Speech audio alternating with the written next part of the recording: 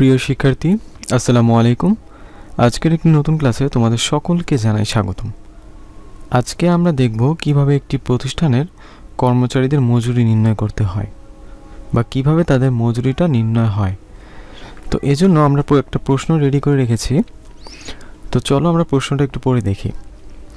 একটি প্রতিষ্ঠানের কর্মচারীদের প্রতিদিন 8 ঘন্টা বা তার চেয়ে কম সময়ের জন্য মজুরি 15 টাকা, অর্থাৎ প্রতি ঘন্টার জন্য সে মজুরি পাবে 15 টাকা যদি সে 8 ঘন্টা পর্যন্ত করে বা তার চেয়ে কম করে। তো মনে করি একজন ব্যক্তি 8 ঘন্টায় কাজ করেছেন, তাহলে তার মজুরি আসবে 120 টাকা। যদি 8 ঘন্টার কম করে, মনে করি একজন ব্যক্তি 6 ঘন্টা কাজ করেছে, তাহলে তার মজুরি আসবে 6 গুণ 15 বা 90 টাকা। এবার পরবর্তী শর্তে দেয়া আছে 8 ঘন্টার অতিরিক্ত প্রতি ঘন্টার জন্য মজুরি হবে 20 টাকা। এটাকে বলা হয় ওভারটাইম, অর্থাৎ 8 ঘন্টা হচ্ছে একটা বেসিক টাইম, এটা হচ্ছে প্রত্যেকটা কর্মচারীর জন্য নির্ধারিত। কিন্তু এর অতিরিক্ত যদি কোনো কাজ প্রতিষ্ঠান করায় সেই কর্মচারীকে দিয়ে, তাহলে সেইটা হবে ওভারটাইম। ওভারটাইমে সাধারণত নিয়মিত যে বেতন দেওয়া হয় তার থেকে কিছুটা একটু বেশি দেওয়া হয়। তাহলে 8 ঘন্টার বেশি যদি কেউ কাজ করে ফেলে, তখন সে প্রতি ঘন্টার জন্য অতিরিক্ত 20 টাকা করে পাবে, বা অতিরিক্ত ঘন্টার জন্য 20 টাকা করে পাবে। অর্থাৎ কেউ যদি 12 ঘন্টা কাজ করে, তাহলে সে অতিরিক্ত কাজ করলে কয় ঘন্টা? 4 ঘন্টা। তাহলে 8 ঘন্টার জন্য সে বেতন পাবে 15 টাকা করে, এবং পরবর্তী 4 ঘন্টার জন্য সে বেতন পাবে 20 টাকা করে। তাহলে তার পরবর্তী অতিরিক্ত যে 4 ঘন্টা, সে 4 ঘন্টার জন্য মজুরি আসে 80 টাকা, এবং 8 ঘন্টার জন্য মজুরি আসে 120 টাকা। তাহলে তার মোট মজুরি আসে 200 টাকা। এখন আমাদের প্রয়োজন হচ্ছে প্রতিষ্ঠানের জন্য একটি মজুরি শীট তৈরি করতে হবে, যেখানে শুধুমাত্র কর্মঘণ্টা এন্ট্রি দেওয়া মাত্র ওভারটাইম ও মজুরি বের হয়ে যাবে। তো আমরা একটা শীট তৈরি করে রেখেছি, নমুনা শীট। এখানে কর্মচারীদের আইডি নাম্বার দেওয়া আছে, তাদের নাম লেখা আছে এবং ওয়ার্কিং আওয়ার দেওয়া আছে। আমাদের প্রশ্নে বলে দিয়েছে শুধুমাত্র কর্মঘণ্টা বা ওয়ার্কিং আওয়ার যদি আমি এন্ট্রি দেই, তাহলে ওভারটাইম এবং মোট মজুরি বের হয়ে যাবে। তো ওয়ার্কিং আওয়ার তো আমরা পরবর্তীতে ইনপুট করব, কিন্তু ওভারটাইম এবং পেমেন্ট কিভাবে নির্ধারিত হবে এর জন্য আমাদের সূত্র ব্যবহার করতে হবে। এর জন্য আমরা কোন সূত্র ব্যবহার করব? আমরা জানি যদি কোনো কিছু সম্ভাবনা বোঝায় তখন আমাদের ইফ ব্যবহার করতে হয়।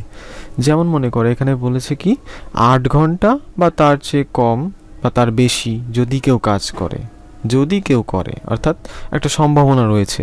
এই সম্ভাবনা থাকার কারণে আমাদের ইফ ব্যবহার করতে হবে। তো সর্বপ্রথম আমরা চেষ্টা করব ওভারটাইমটা কিভাবে বের করতে হয় সেটা দেখতে। তো ওভারটাইমের সেলে ক্লিক করব, তারপরে ক্লিক করব হচ্ছে ফর্মুলা বারে, গিয়ে লিখব হচ্ছে ইকুয়াল দিয়ে একটা ইফ দেব। ইফ দেওয়ার পর স্বভাবতই একজোড়া ব্র্যাকেট আনতে হবে। এবার এই ব্র্যাকেটের মধ্যে আমরা যাব, মধ্যে আমরা গিয়ে ওভারটাইমটা কীভাবে ক্যালকুলেশন করতে হয় সেটা আগে দেখব। আমাদের মনে রাখতে হবে ওভারটাইমের ঘরে তখনই মান আসবে যখন ওয়ার্কিং আওয়ার 8 ঘন্টার বেশি হবে। অর্থাৎ ওয়ার্কিং আওয়ার বলতে কি বোঝায়? C5 গ্রেটার দ্যান 8, অর্থাৎ C5 বা ওয়ার্কিং আওয়ার যদি 8 ঘন্টার বেশি হয়, তাহলে এই সেলে C5 মাইনাস হবে 8। যদি -8 হয় তাহলে কি হবে? আমার ওভারটাইমটা আলাদা হয়ে যাবে। অর্থাৎ ওয়ার্কিং আওয়ার থেকে যদি আমি 8 ঘন্টা বাদ দিই, তাহলে ওভারটাইমটা আমার আলাদা হয়ে যাবে। আর যদি না হয়, অর্থাৎ C5 যদি 8 না হয়, তাহলে ওভারটাইমের সেলে সে তো আর কিছুই করলো না অতিরিক্ত, যেহেতু তাই শূন্য বসে যাবে। আমরা এবার এই সূত্রের কাছে চলে যাই। এবার আবার একটু ব্যাখ্যা করার চেষ্টা করি। প্রথমে আমরা ওভারটাইমের ঘরে ক্লিক করে এখানে সূত্র লিখলাম equal if C5 greater than 8। C5 বলতে এখানে বোঝাচ্ছে ওয়ার্কিং আওয়ার কার? কবিরের ওয়ার্কিং আওয়ার যদি 8 ঘন্টার বেশি হয়, তাহলে তার ওভারটাইম বসবে হচ্ছে এই টোটাল ওয়ার্কিং আওয়ার থেকে 8 ঘন্টা বাদ দিলে যা হবে সেটা হচ্ছে তার ওভারটাইম। আর যদি C5 অর্থাৎ ওয়ার্কিং আওয়ার যদি 8 ঘন্টার কম হয়, তখন ডাইরেক্ট ওভারটাইমের ঘরে শূন্য বসে যাবে। আমরা বাইরে গিয়ে ইন্টার প্রেস করলাম, ওভারটাইম চলে আসলো। এরপর আমরা চলে যাব পেমেন্ট এবার কিভাবে নির্ধারিত হবে। পেমেন্টের ঘরে ক্লিক করে আমি চলে যাব হচ্ছে ফর্মুলা বারে, গিয়ে লিখবে ইকুয়াল। এবার পেমেন্টটা কিভাবে আসবে, পেমেন্ট ক্যালকুলেশন করার জন্য আমাদের এবার চিন্তা করতে হবে যে আমার এখানে ওভারটাইম আছে কি না। যদি ওভারটাইম থাকে তাহলে কি হবে, আর যদি না থাকে তাহলে কি হবে। তো আমরা প্রশ্নটা পড়ে দেখি। আমাদের টোটাল প্রশ্নটাকে যদি আমরা ছোট করে ফেলি একদম, এখানে আমি তোমাদের বোঝানোর ক্ষেত্রে প্রশ্নটাকে একটু বড় করে লিখেছি, তো আমি প্রশ্নটা একটু ছোট করে ফেলি।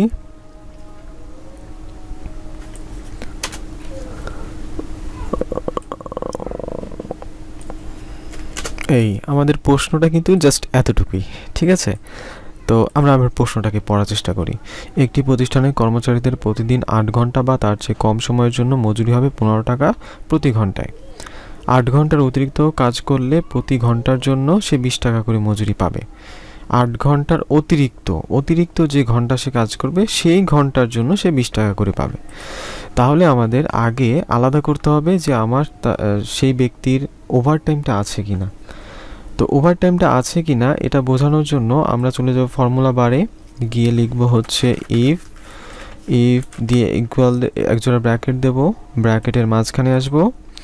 ব্র্যাকেটের মাঝখানে আসার পর এখানে আমি লিখব হচ্ছে ডি5 বলতে কি বোঝায়, ওভারটাইমটা যদি শূন্য থাকে তাহলে তার ওভারটাইম নেই, কিন্তু ওভারটাইমটা যদি শূন্য থেকে বড় হয়, আমি এখানে লিখে দিলাম D5 গ্রেটার দ্যান 0, তার মানে হচ্ছে তার ওভারটাইম আছে।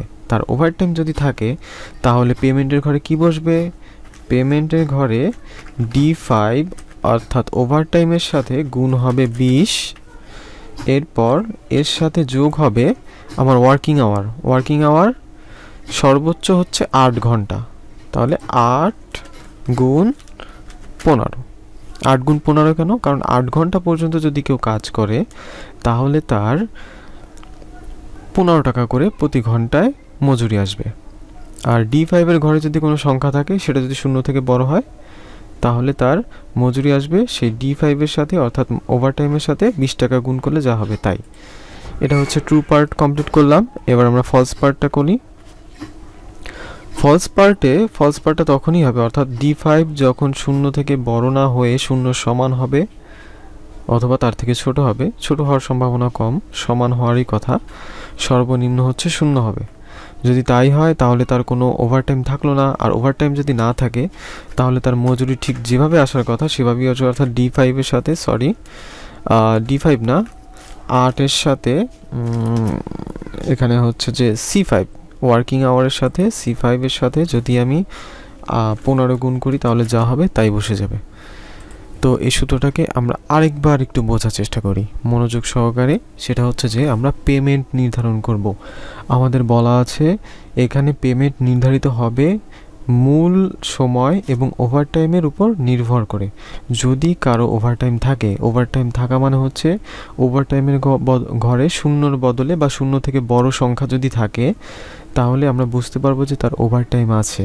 আর ওভারটাইম যদি থাকে অর্থাৎ D5 গ্রেটার দ্যান যদি 0 হয় তাহলে পেমেন্টের ঘরে D5 এর সাথে গুণ হবে 20 টাকা, অর্থাৎ অতিরিক্ত যে ওভারটাইম আছে সে ওভারটাইমের প্রতি ঘন্টার জন্য 20 টাকা করে, প্লাস হচ্ছে যে তার যে ওয়ার্কিং আওয়ার ছিল মূল কর্মঘণ্টা 8 ঘন্টা, সে 8 ঘন্টার প্রতি ঘন্টার জন্য 15 টাকা করে গুণ হয়ে দুইটা একসাথে টোটাল হয়ে পেমেন্টের ঘরে বসে যাবে। আর যদি D5 শূন্যর সমান হয় অথবা শূন্য থেকে ছোট হয় তাহলে ওয়ার্কিং আওয়ার যা হবে তার সাথে 15 গুণ হয়ে পেমেন্টের ঘরে বসে যাবে। তো আমরা এবার ব্র্যাকেটের বাইরে গিয়ে ইন্টারপ্রেস করি, হয়ে গেল আমাদের। এখন আমাদের প্রশ্নে ঠিক যা বলা আছে আমরা ঠিক সেই অনুযায়ী কাজ করব, অর্থাৎ যেখানে শুধুমাত্র কর্মঘণ্টা এন্ট্রি দেওয়া মাত্র ওভারটাইম ও মোট মজুরি বের হয়ে যাবে। তো আমরা একটু ট্রাই করে দেখি যে আমাদের ওভারটাইম এবং পেমেন্ট, টোটাল পেমেন্ট বা পেমেন্ট কীভাবে বের হয়। আমরা কবিরের ওয়ার্কিং আওয়ারে যদি আমি 8 বসিয়ে দিই, 8 বসিয়ে ইন্টারপ্রেস করি তাহলে তার পেমেন্ট চলে আসলো 120 টাকা, অর্থাৎ 8 এর সাথে 15 গুণ হয়ে সরাসরি বসে গেছে পেমেন্টে, এখানে যেহেতু কোনো ওভারটাইম নেই।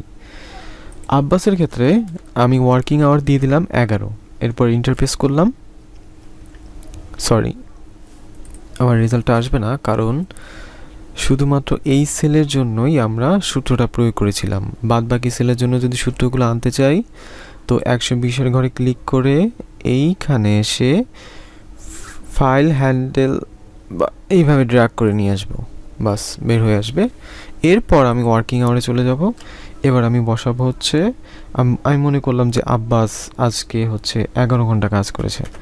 তো 11 বসানোর পর ইন্টারফেস করার সাথে সাথে আমার টোটাল পেমেন্টটা চলে আসলো, ওভারটাইমটাও চলে আসলো। অর্থাৎ 8 ছিল মূল কর্মঘণ্টা, অতিরিক্ত সে 3 ঘন্টা কাজ করেছে। এই 3 ঘন্টার জন্য সে 20 টাকা করে পাবে, মানে 60 টাকা। আর বাকি হচ্ছে যে 8 ঘন্টার জন্য সে 15 টাকা করে পাবে। অর্থাৎ 8 গুণ 15 120, তার সাথে যোগ হবে 60, টোটাল 180। বাস বের হয়ে গেল। রহমতের ক্ষেত্রে আমরা 7 ঘন্টা বসিয়ে দিলাম। রহমত হচ্ছে যে যেহেতু তার ওভারটাইম নেই, তাই সেই 7-এর সাথে 15 গুণ করলে যা হবে তাই পেয়ে গেল। জববারের ক্ষেত্রে জববারকে আমরা 13 ঘন্টা দিয়ে দিলাম। জববার হচ্ছে যে মোট 220 টাকা পেল। এরপরে সবুর মনে করলাম 9 ঘন্টা কাজ করছে। এরপর খালেদকে মনে করলাম সে 15 ঘন্টা কাজ করেছে। তাহলে মোট কর্মঘণ্টা আমাদের বের হয়ে গেল। ঠিক এইভাবেই প্রিয় শিক্ষার্থীরা খুব সহজেই আমরা মজুরি নির্ণয় করতে পারবো। আশা করি তোমরা ক্লাসটা বুঝতে পেরেছো। যদি বুঝতে না পারো, আশা করি যদি তোমরা একটু কষ্ট করে 2-1 বার এই ক্লাসের ভিডিওটা দেখো, তোমরা অবশ্যই বুঝতে পারবে। আর তারপরেও যদি কোনো কনফিউশন থাকে অবশ্যই কমেন্ট বক্সে প্রশ্ন করো, আমি চেষ্টা করব তোমাদের প্রশ্নের উত্তর দেওয়ার জন্য। ধন্যবাদ সবাইকে। আসসালামু আলাইকুম।